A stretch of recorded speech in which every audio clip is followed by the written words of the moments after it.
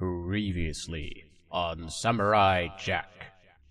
The Shogun of Sorrow, Aku, grows more worried with each passing day about his foe, unaware that the sword that can destroy him has left the samurai's hands and has not been seen since. Meanwhile, Jack encounters the daughters of Aku for the first time and is completely outmatched by their speed and skill. He is tormented by his inner self, who whispers thoughts of suicide into his head. Regardless, Jack forges ahead into a temple to seek refuge until he is hunted down by the assassins. The samurai fights hard until he kills one of the assassins, only to be horrified to learn that they are not the usual robots normally sent to kill him. Jack has taken his first human life. Time is short, however, as Jack is forced to make an explosive retreat, leaving him unconscious and bleeding in a river, floating away in the stream.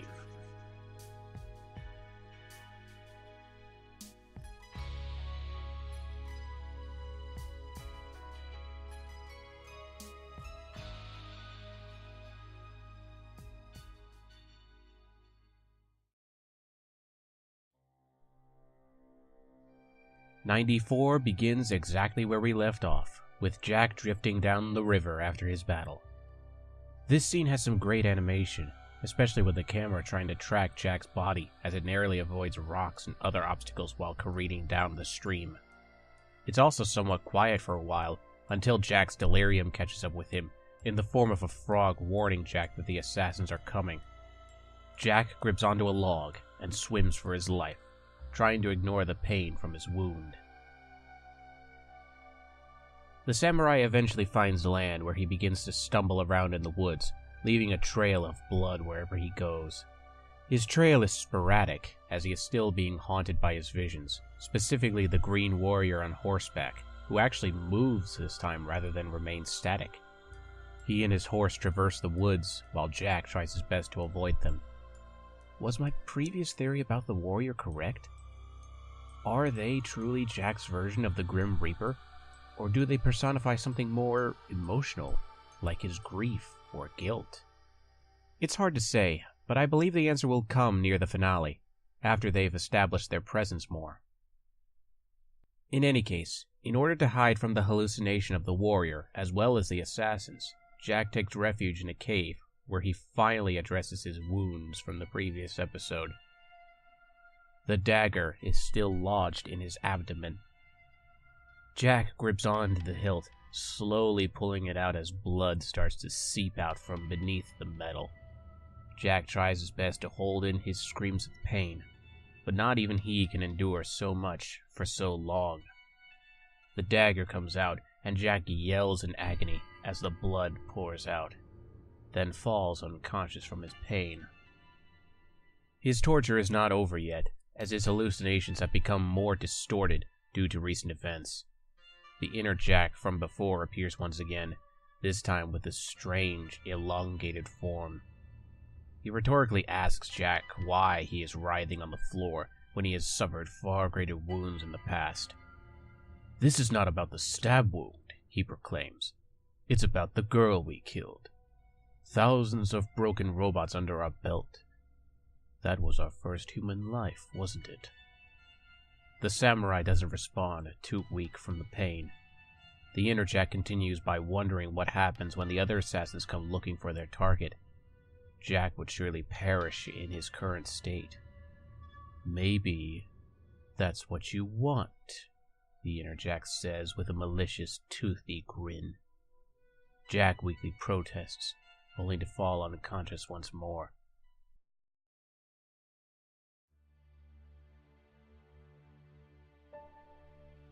Time passes as Jack tries to recuperate in the cave, his fear and hatred consuming him as he stares at the entryway with the assassin's dagger in hand. He hears something approaching and prepares to defend himself, only to see an unexpected sight. A wolf covered in blood like the samurai stands in the light.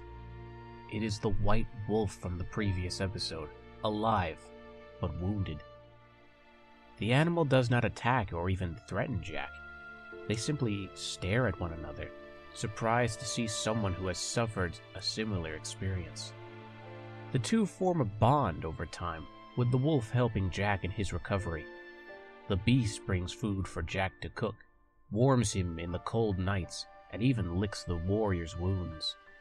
Jack tries to repay his new animal friend by washing their wounds, but the wolf protests and resumes licking them just like Jack's.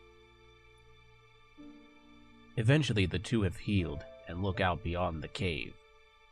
The wolf, having done what they came to do, leaves Jack as silently as they came, while the samurai reflects on his past. Jack remembers a day in his youth when he saw his father kill. For those who do not recall, Jack was the son of an emperor, and emperors are always the target of bandits. On this particular day, a group of bandits attack and kill everyone around the emperor's caravan, leaving him, his wife, and his son Jack alive. They demand that he steps out from his carriage so that he may face his death. The emperor complies, silently stepping out as Jack and his mother listen to what happens next. "It is clear that your choices have brought you here," the emperor states, "as have mine. I give you a new choice. Leave now and live, or stay and face your destiny." The bandits scoff at the emperor, right before he slaughters them right before his son's eyes, which are soon stained by a spray of blood. After the emperor and his family return to the palace, he wipes the blood away from his scared son's face. There's an uncomfortable vibe in the air as the emperor realizes his son is shaken by the encounter, as the poor boy cannot stop staring at the blood-stained robes and sword. Jack's father softly grips his son by the shoulders and tells him that the choices one makes define who that person will become. You cannot outrun yourself. Cut back to the present, where Jack stands firm with a familiar battle-hardened look upon his face. Samurai Jack has returned.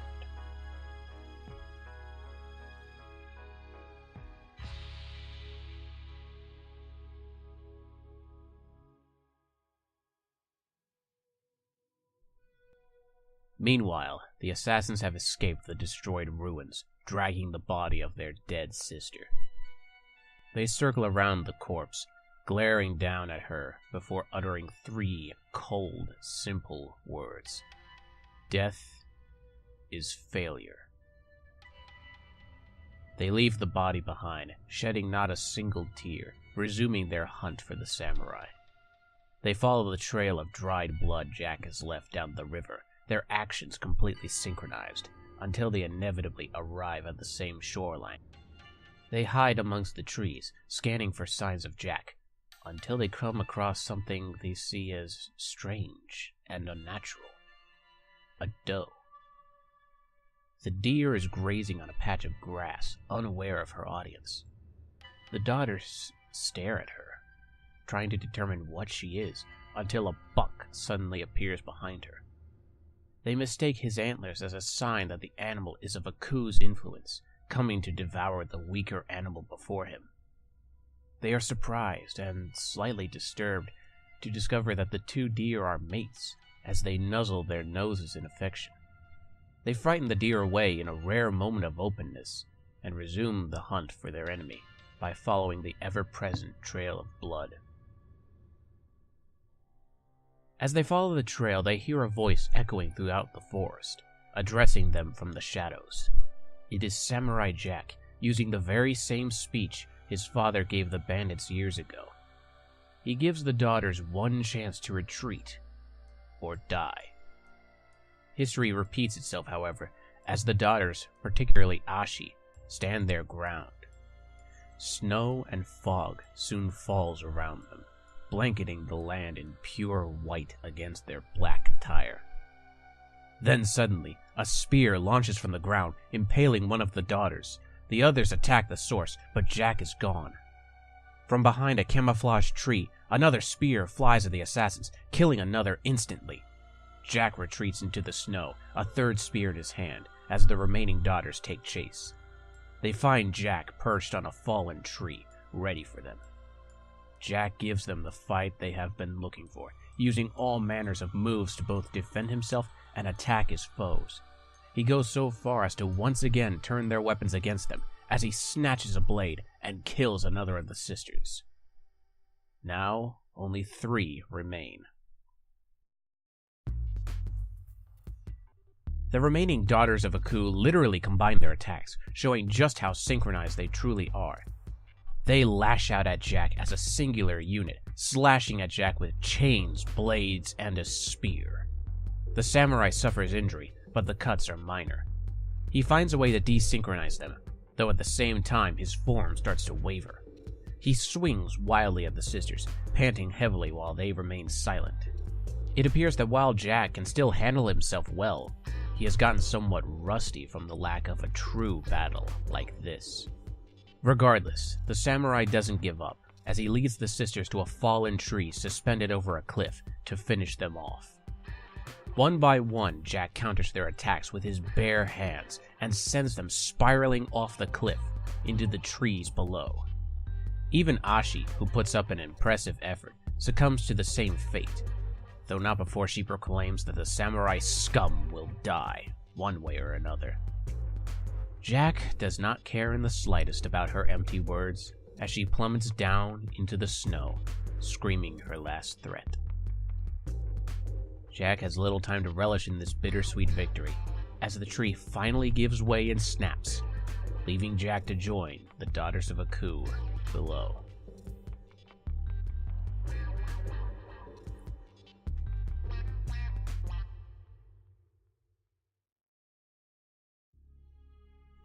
Just like the previous episodes, this was an absolute treat to watch for multiple reasons. First and foremost, this was the episode that had Samurai Jack return to his senses and become the warrior we all remember him as. While he might not be completely recovered from his grief and depression, he certainly has his fighting spirit back. Also, we were treated to a brief moment of character development for the Daughters of Aku, right before they were brutally killed in battle. While some can see them misunderstanding nature as something cute, others can view it as a very sad reminder that the Daughters of Aku never saw the world prior to their mission. They were merely raised to kill, nothing more, nothing less. Thus, they do not have an appreciation or understanding of anything beyond their training. It is an example of the classic debate of nature versus nurture. Do people learn certain traits through genetics or through mentoring? This show would argue that the mother of the assassins clearly put her children in an environment that made them cold-hearted assassins, rather than the curious, wide-eyed children Ashi once was in her youth. Regardless, I loved every moment of this episode, and I'm looking forward to the next one, as per usual. But until then, never stop rambling. This has been Rambles and Mumbles of a Nerd, and I thank you very much for watching.